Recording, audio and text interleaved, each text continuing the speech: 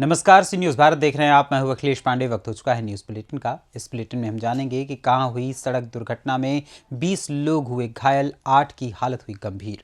कहां की ग्राम पंचायत में आया एक महिला की मौत का मामला। साथ ही जानेंगे कि कहां पुलिस अधीक्षक और क्षेत्राधिकारी ने थाने पर किया वार्षिक निरीक्षण, जिसमें गांव के चौकीदारों को भी दी हिदायत। ऐसी और भी तमाम खबरों पर आई विस्तार से करते हैं चर्चा। बेमेतरा जिले में फिर सड़क दुर्घटना, लोगों से भरी पिकअप वाहन पलटा, 20 लोग हुए घायल, 8 की हालत गंभीर, घायलों में महिला भी शामिल। सभी को लाया गया जिला अस्पताल बेमेतरा। छठी कार्यक्रम में शामिल होने पिकअप में सवार हो कारेसेरा से ग्राम टेमरी के लिए निकले थे। बेमेतरा से सीनू संवाददाता संजू जैन की रिपोर्ट।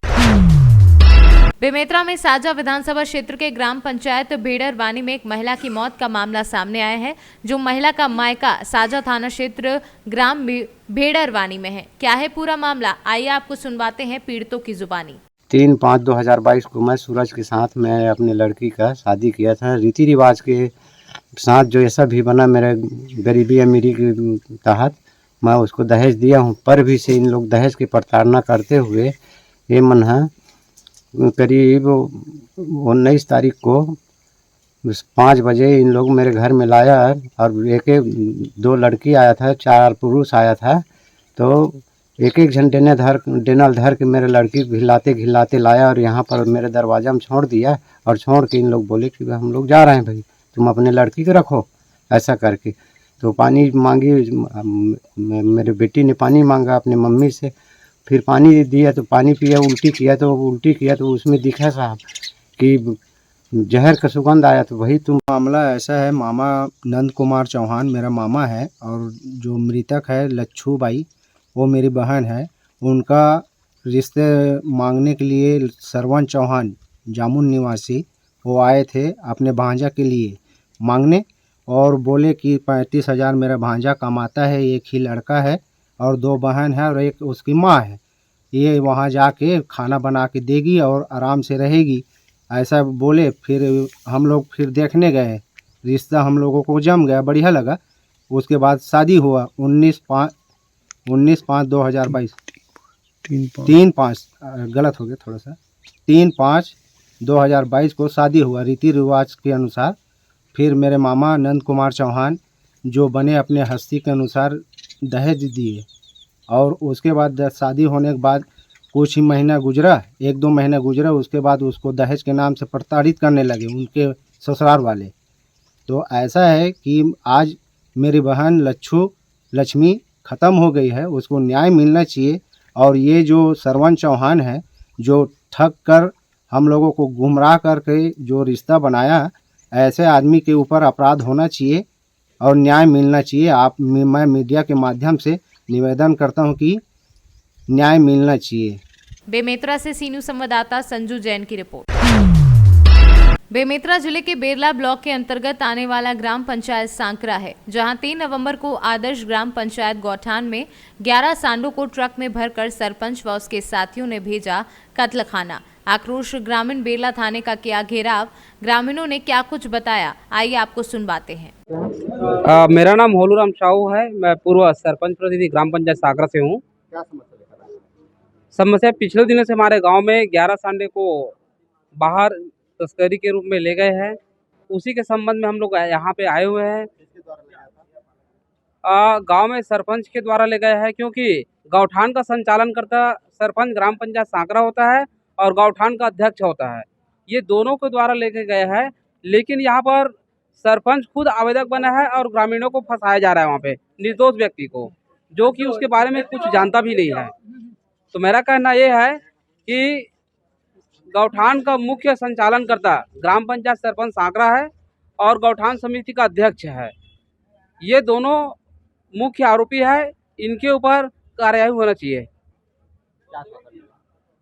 टीआई साहब ने बोला ये जांच का विषय है, जांच में जो भी दोषी पाएगा उसको हम निश्चित रूप से उसको एफआईआर करेंगे, और जो निर्दोष है जिनके वजह से जाने अनजाने में एफआईआर हो चुका है उसको हम लोग काटेंगे। क्या नाम है आपका, किस गांव से है? मेरा नाम कमल साहू है, सांकरा का निवासी हूँ। और क्या समस्या लेकर थाने आए? थाने में हम लोग समस्या लेके आए हैं। बीच में भी हमारे यहाँ ग्राम से गौठान से 11 सांडों का तस्करी हो गया, ऐसे हमको आशंका है। क्योंकि सरपंच ने हम सबको बताया था ग्राम के सभा में और मीडिया के थ्रू बताया था कि जब सांडों को लोड किया गया तो वह स्वयं उपस्थित था। सरपंच उपस्थित थे, मुहर्रिर थे और 2 रखवार थे करके सरपंच बताया था।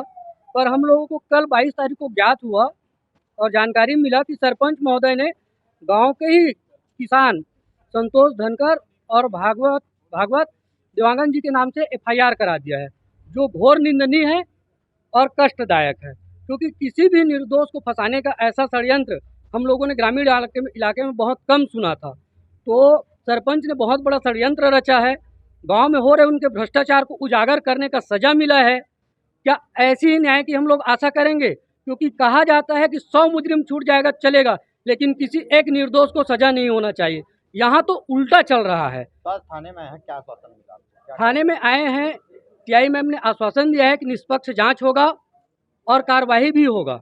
तो हम उनसे भी उम्मीद करते हैं कि निष्पक्ष ही जांच हो, कोई भी राजनीतिकरण ना हो इस केस में, और जो भी मुजरिम है उनको पकड़कर सलाखों के पीछे डाला जाए। बेमेतरा से सी न्यूज संवाददाता संजू जैन की रिपोर्ट। मेरठ नगर निगम के राजस्व इंस्पेक्टर को एंटी करप्शन की टीम ने रिश्वत लेते रंगे हाथों गिरफ्तार किया है।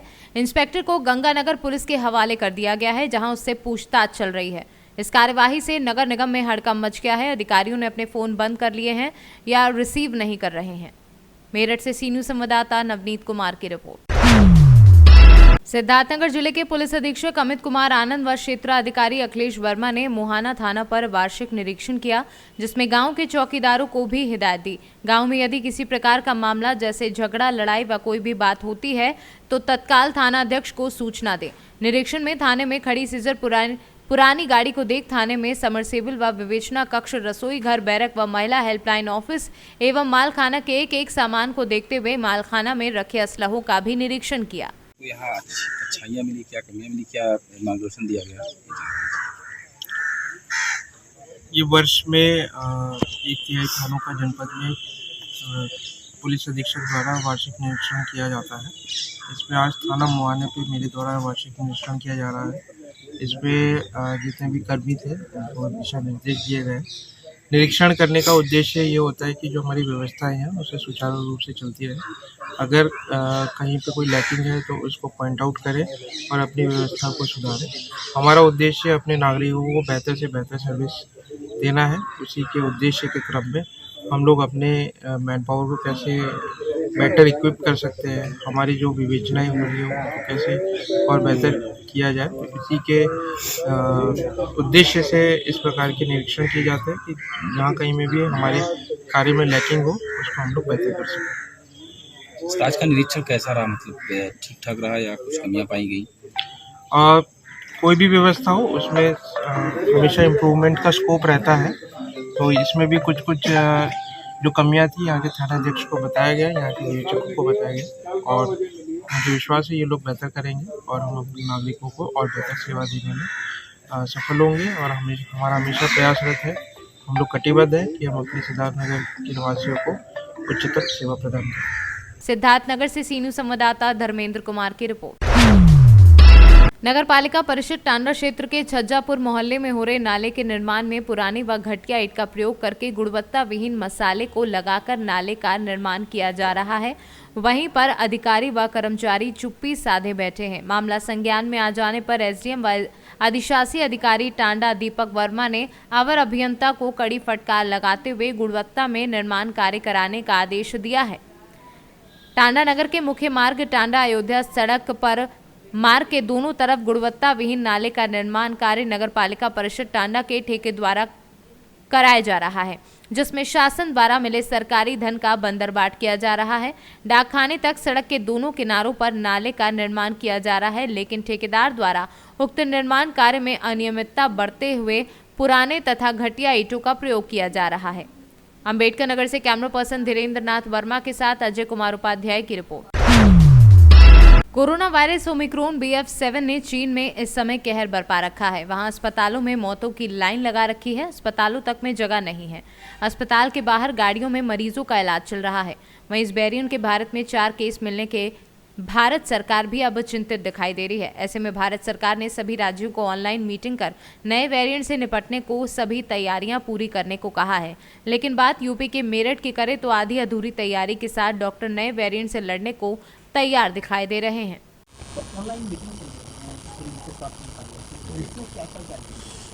स्वास्थ्य मंत्रालय में बेसिकली यही रिव्यू कर रहे थे वो कि जो अगर कोई चीज़ ऐसी है जो आपको पास नहीं है, सेंट्रल गवर्नमेंट की कोई असिस्टेंट की ज़रूरत है, तो फिलहाल तो अभी हम लोग के पास ऐसा कुछ नहीं है। अभी तो हमारे पास सब चीज़ है ऑलरेडी, जो पहले से ही हमारे पास सब चीज़ अवेलेबल है। और हो सकता है कुछ नए वेरिएंट के हिसाब से कुछ गाइडलाइन चेंज होगी तो उसके हिसाब से अगर कुछ जरूरत पड़ेगी तो मांग लेंगे। और आज 3 बजे हमारी UP government of UP government की मीटिंग है, तो उसमें हमारे प्रिंसिपल सेक्रेटरी जो भी गाइडलाइंस देंगे, जो भी निर्देश देंगे वो हम लोग फॉलो करेंगे। वैसे गवर्नमेंट ऑफ इंडिया की हमने मीटिंग अभी अटेंड करी है, तो उसमें कोई ऐसी खास बात नहीं है। खाली उनका बेसिकली ये पर्पज़ ये था कि बेसिक आपके पास तैयारी रहे और एक्सपेंशन का जो है वो स्कोप रहे, और कोई अगर असिस्टेंस गवर्नमेंट ऑफ इंडिया चाहिए तो वो बता दीजिए। तो उसके लिए फिर हम लोग जो है अभी जो बाकी जो चीज़ें हैं वो स्टेट गवर्नमेंट से सेक्रेटरी साहब जो भी दिशा निर्देश देंगे, जो भी डायरेक्शन देंगे, उसके बाद हम लोग उस पर से काम करेंगे। तो नया वेरिएंट आया उसको लेकर के क्या कर जाए?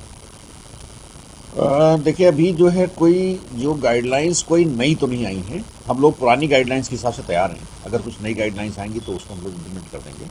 बाकी हमारे पास जगह भी है, हमारे पास सामान भी है, पीपी किट वगैरह, मास्क वगैरह सब हमारे पास हैं। तो अगर कोई पेशेंट आता है तो हम लोग तैयार हैं, कोई दिक्कत नहीं है। सारी जो है डॉक्टर्स भी पहले से एक्सपोज हैं, पहले से सबको पता है कैसे करना है, सब तैयार हैं पहले से। तो हमारी इसमें से कोई दिक्कत नहीं होगी। अगर पेशेंट आएंगे तो हम लोग तैयार हैं, स्टार्ट कर देंगे। कितने वार्ड करेगा? तो देखिए रिजर्व इसलिए नहीं कर सकते हैं। एक हमने जो हमारा एक वो 20 बेड उधर किनारे हैं वो हमने रखे हुए हैं, और अगर मान लीजिए कभी आता है तो वो फिर हम लोग कभी भी उसको एक्सपेंड कर सकते हैं, क्योंकि पहले हम लोगों ने 400 बेड तक चलाया है, तो इसलिए 400 बेड तक कोई दिक्कत नहीं है हमको, है ना। और अभी फ़िलहाल तो सुपर सर्विसेज भी चल रही हैं, स्पेशल ड्रॉप भी चल रहा है। तो अगर ज़रूरत पड़ी तो फिर तो उसको वो सर्विस बंद करना पड़ेगा। लेकिन अभी फ़िलहाल जो है हमने जो 2 वार्ड रखे हैं उसमें 20 बेड हमारे पास हैं। अगर ज़रूरत पड़ेगी तो फिर हम एक्सपेंशन उसको करेंगे। यहाँ वैक्सीनेशन बहुत अच्छा हुआ है। वैक्सीनेशन की परसेंटेज बहुत अच्छी है। सभी लोग लगभग 93% लोगों ने 2 डोज लिया है, 35% लोगों ने बूस्टर डोज भी लिया हुआ है। तो सब लोग सुरक्षित हैं। कल जो मीटिंग्स हुई थी हो रही हैं, माननीय मुख्यमंत्री के द्वारा मीटिंग जो दी गई थी, उसके अंदर पूरे कोविड तंत्र को सक्रिय करने के लिए आदेशित किया है। जितने भी ILI सारी के पेशेंट हैं, चाहे प्राइवेट में हो सरकारी में हो, सबकी टेस्टिंग के लिए आदेश कर दिया गया है।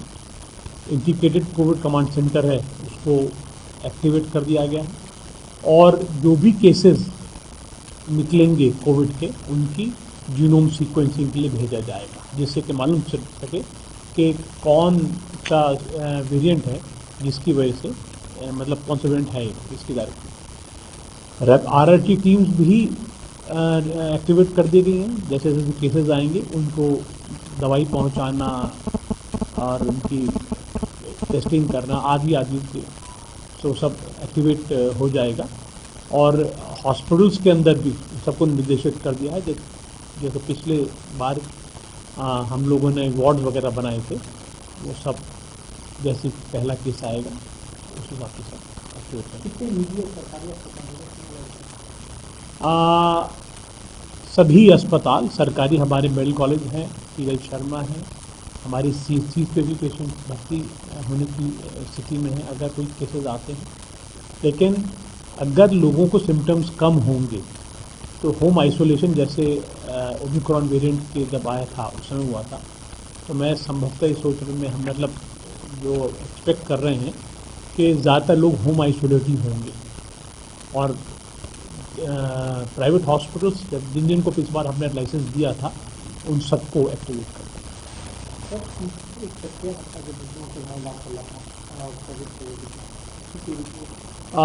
बिजनौर का जो बच्चा था उसकी कोविड की रिपोर्ट LLR मेडिकल कॉलेज भेज दी गई है सैंपल, और वहाँ से वो जीनोम सीक्वेंसिंग के लिए लखनऊ मेडिकल कॉलेज। मेरठ से सीनू संवाददाता जावेद अब्बासी की रिपोर्ट। मवाना रोड स्थित अमहेड़ा गांव में 2 सगे भाइयों की जहरीली शराब पीने से मौत हो गई। इसका पता चलते ही ग्रामीणों में आक्रोश फैल गया और ग्रामीणों ने और परिजनों ने दोनों की मौत जहरीली शराब पीने से होना बताया है।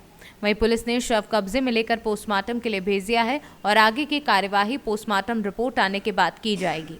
निकल के सामने थाना क्षेत्र गंगानगर में 2 व्यक्तियों का जो शव है वो घर में मिला है और दोनों के शव को पीएम हेतु मोर्चे भिजवाया जा चुका है।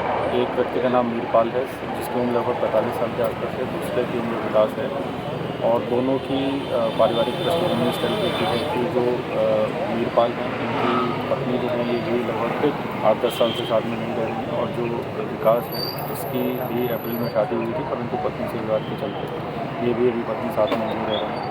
तो पीएम के बाद जो मृत्यु का कारण है वो पोस्टमार्टम में स्पष्ट हो जाएगा कि किस कारण से मृत्यु हुई और अग्रिम वैधानिक कार्रवाई की। सर कुछ चोटें वगैरह शरीर पे पाई गई? देखिए वो पोस्टमार्टम में पता चल जाएगा कि किस तरह की कोई चोट है या नहीं है। तो पीएम रिपोर्ट के बाद जो भी विधिक कार्रवाई होगी। परिजन ये कह रहे हैं सर कि शराब वराब पी है, कुछ ऐसा है? देखिए ये अभी वेरीफाइड नहीं है कि पी है नहीं पी है, क्योंकि जो परिजन से जो भी बात हुई है जो मृतक के भाई हैं उनका ये कहना है कि वेरीफाइड तौर पे रात में कोरमा और रोटी इन्होंने खाई थी, इसके अलावा कुछ भी मतलब 100% वेरिफिकेशन के साथ नहीं कहा जा सकता है। मेरठ से सीनू संवाददाता नवनीत कुमार की रिपोर्ट। यातायात जागरूकता माह के दौरान जिला अपराध निरोधक समिति के वॉलंटियरों तथा पत्रकारों एवं अन्य समाज सेवियों के द्वारा किए गए उत्कृष्ट कार्य को लेकर थाना कोराब मुख्यालय पर समिति की ओर से सम्मान समारोह आयोजित किया गया, जिसमें सभी वॉलंटियरों एवं पत्रकारों को सम्मानित किया गया। इस दौरान जिला अपराध निरोधक समिति के तहसील सचिव दिग्विजय सिंह एवं थाना कमेटी प्रभारी नरेंद्र देव मिश्रा मौजूद रहे, जहाँ सभी वॉलंटियरों को प्रमाण पत्र एवं शॉल भेंट कर सम्मानित किया गया। इसी क्रम में थाना प्रभारी धीरेन्द्र सिंह ने पत्रकारों को भी प्रमाण पत्र एवं शॉल भेंट कर सम्मानित किया। जिला अपराध निरोधक समिति के पदाधिकारियों के द्वारा थाना प्रभारी व कोराब क्षेत्र में कार्यरत उप निरीक्षकों को भी सम्मानित किया। आज थाने में किस चीज का कार्यक्रम था? आज जिला अपराध निरोधक समिति के तत्वाधान में माह नवंबर में यातायात जागरूकता रैली माननीय आईजी साहब डीजीपी साहब के आदेशानुसार प्रत्येक वर्ष हुआ करता है। ठीक उसी क्रम में इस वर्ष भी हुआ था। इसमें पुलिस प्रशासन माननीय थानाध्यक्ष महोदय यहाँ के स्थानीय पुलिस का सहयोग रहा है। उसी के लिए सम्मानित समारोह के आयोजन किया गया था, जिसमें पुलिस प्रशासन के लोग और हमारे जो वॉलंटियर हैं जो कि अथक प्रयास से इसको संपन्न कराए थे, उनको भी सम्मानित किया गया। यही कार्यक्रम। आपका परिचय? हमारा नाम दिग्विजय सिंह, तहसील सचिव मेजा कोरांव दोनों मैं देखता हूं, और जो भी घटनाएं होती हैं उसके पहले हम लोग अपराध को रोकना चाहते हैं। शासन प्रशासन की मदद में तत्पर हमारी टीम रहती है बराबर सदैव, आधी रात दिन दोपहरी सब जगह, चाहे जब भी प्रशासन कहे हम लोग उस पर तैनात रहते हैं। निस्वार्थ भाव से सेवा बराबर करते चले आ रहे हैं और करते रहेंगे। जी आपका नाम? नरेंद्र मिश्रा।